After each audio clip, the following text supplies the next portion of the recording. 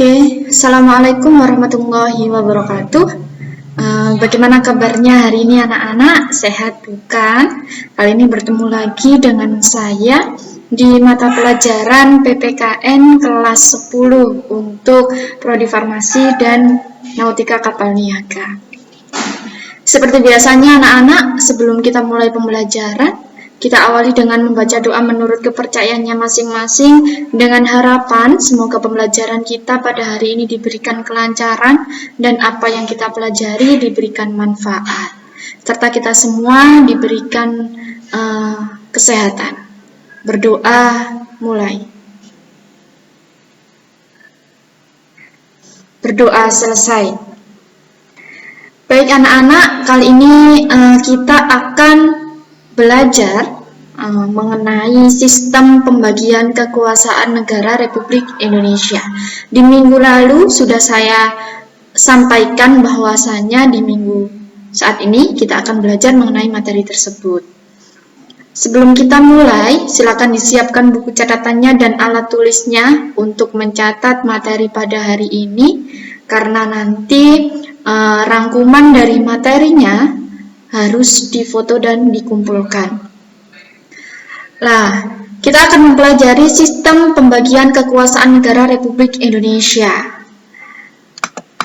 Nah, kenapa kita mempelajari materi tersebut? Yaitu tujuan pembelajarannya yaitu setelah kita mempelajari materi ini diharapkan siswa atau kalian dapat menganalisis nilai-nilai Pancasila dalam sistem pembagian kekuasaan negara Republik Indonesia. Kemudian kalian semua mampu mengidentifikasi sistem pemerintahan Republik Indonesia. Itu ya tujuan pembelajaran kita pada hari ini. Anak-anak, tentunya kalian sering mendengar istilah pemerintah. Banyak sekali pemberitaan yang menayangkan tentang kebijakan dan orang-orang yang disebut sebagai pemegang jabatan. Namun, kadang luput dari pemahaman kita. Siapa dan apa sebenarnya pengertian pemerintah itu? Ya. Nah, ini bisa kalian lihat. Seorang pakar politik M. Sholih Lubis membuat batasan pengertian dari pemerintah, yaitu seorang atau beberapa orang yang memerintah menurut hukum negerinya. Bahkan ia menyatakan bahwa suatu masyarakat yang anarkistis, yang A artinya tidak dan anarki artinya pemerintahan. Bukanlah negara. Ya. Pengertian tersebut anak-anak menjelaskan bahwa seseorang atau kelompok orang itu hanya mengikuti hukum yang berlaku di negaranya. Barulah dapat disebut dengan pemerintahan. Dan jika masyarakatnya itu tidak patuh pada pemerintahan dan aturannya, maka tidak dapat disebut sebagai negara. Nah, Indonesia menyusun suatu bentuk negara dan sistem pemerintahannya berdasarkan apa? Yaitu berdasarkan Undang-Undang Dasar tahun 1945. Itu ya. Nah, anak-anak, bentuk pemerintahan yang diamanatkan oleh Undang-Undang Dasar Negara Republik Indonesia tahun 1945 adalah republik, yaitu bentuk pemerintahan untuk membedakan dengan kerajaan. Jadi di negara kita ini bentuk pemerintahannya yaitu berbentuk republik. Bentuk pemerintahan ini dipimpin oleh siapa? Jadi dipimpin oleh seorang presiden. Presiden itu memegang kekuasaan dalam negara. Tidak secara turun-menurun, melainkan melalui sebuah mekanisme demokrasi atau melalui jalur demokrasi yang berlangsung dan diakui dalam negara tersebut. Adanya pemilihan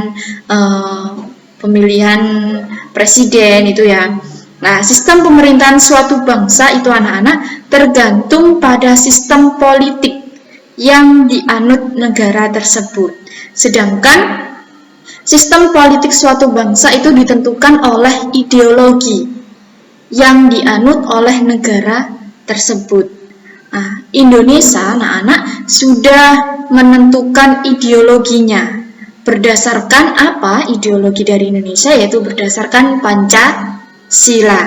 Maka sistem pemerintah Indonesia melandaskan atau berlandasan daripada sila Pancasila, terutama kerakyatan yang dipimpin oleh hikmat kebijaksanaan dalam permusyawaratan perwakilan. Nah, dapat disimpulkan anak-anak bahwa Indonesia memiliki pemerintahan yang apa? Pemerintahan yang demokrasi, yang berlandaskan pada Pancasila.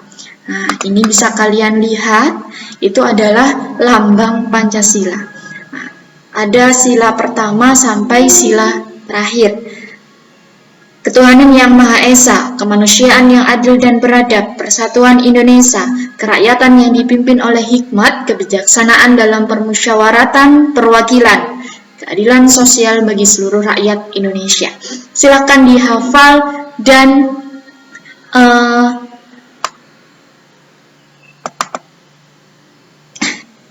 silakan dihafal untuk sila pertama dan kelima. Nanti setelah pertemuan tatap muka, saya harap kalian semua bisa hafal karena sudah di jenjang SMK ya, sekolah menengah atas. Jadi sila pertama sampai kelima harus hafal. Dan harus memaknai nilai-nilai prinsip pada Pancasila.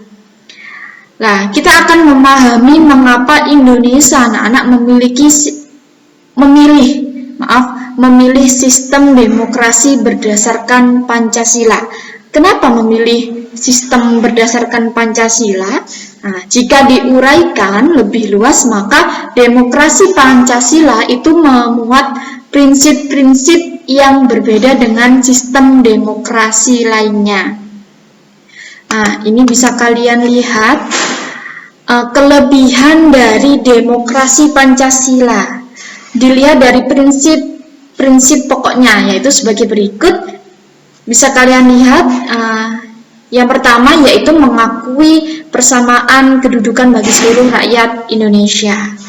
Yang kedua, mengutamakan keseimbangan antara hak dan kewajiban. Yang ketiga, menjamin pelaksanaan kebebasan yang bertanggung jawab secara moral kepada Tuhan Yang Maha Esa. Yang keempat, mewujudkan rasa keadilan sosial, pengambilan keputusan dengan musyawarah mufakat, mengutamakan persatuan nasional dan kekeluargaan, menjunjung tinggi tujuan dan cita-cita nasional. Nah, itu.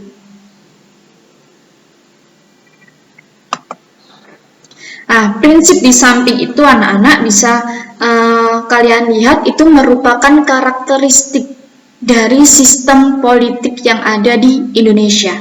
Ketujuh nilai tersebut dapat menuntun penguasa ataupun rakyat, pimpinan ataupun rakyat Indonesia untuk senantiasa menjadi lebih baik dalam kehidupan kenegaraan. Lah, prinsip-prinsip di samping itu juga berperan sebagai identitas diri bangsa Indonesia yang dapat dibanggakan. Jadi sebenarnya anak-anak sistem pemerintahan atau sistem politik di Indonesia itu sudah disusun secara rapi, secara baik, namun memang kadang oknum di dalamnya yang tidak menjadikan prinsip-prinsip itu menjadi baik. Jadi tidak salah prinsipnya, tapi yang salah adalah oknum di dalam yang menjalankan prinsip itu. Nah, prinsip di atas itu merupakan karakteristik dari sistem politik yang ada di Indonesia ya.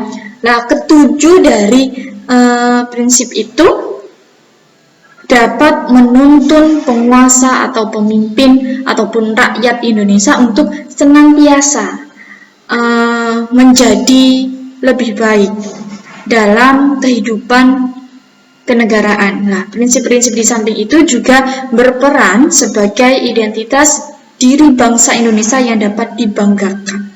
Sebenarnya untuk prinsip yang sudah dibangun oleh bangsa Indonesia itu sudah baik. Tetapi memang kadang untuk saat ini bisa kita lihat prinsip yang baik ini tidak sepenuhnya terlaksana atau disalahgunakan oleh oknum di dalamnya, ya. Nah, selanjutnya ini ada 4 ciri khas dari sistem politik yang membedakannya dengan sistem sosial lainnya.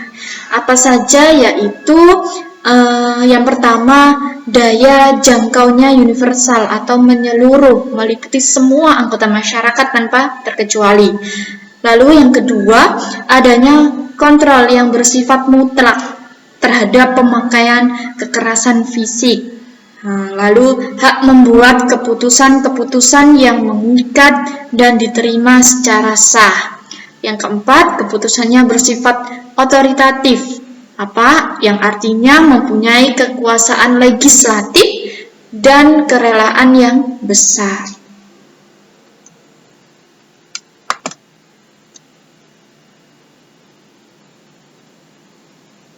Nah, nilai tersebut anak-anak dijadikan sebagai pedoman atau acuan dalam menjalankan penyelenggaraan pemerintahan yang berasal dari nilai-nilai Pancasila sebagai ideologi dasar negara.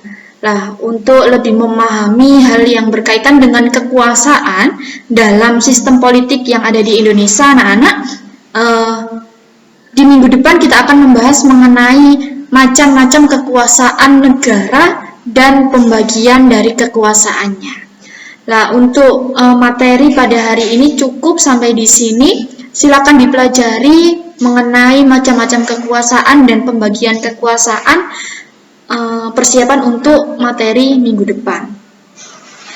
Cukup, jangan lupa materi hari ini, rangkuman materi hari ini difoto dan dikumpulkan di Google Classroom, ya. Jangan lupa juga untuk absen di kolom komentar yang ada di Google Classroom, menuliskan nama lengkapnya dan kelasnya, sekaligus jurusan apa, ya. Kita akhiri dengan bacaan hamdalah, alhamdulillahirrabbilalamin. Semoga pembelajaran kita pada hari ini bermanfaat. Kurang lebihnya dari saya, mohon maaf. Wassalamualaikum warahmatullahi wabarakatuh.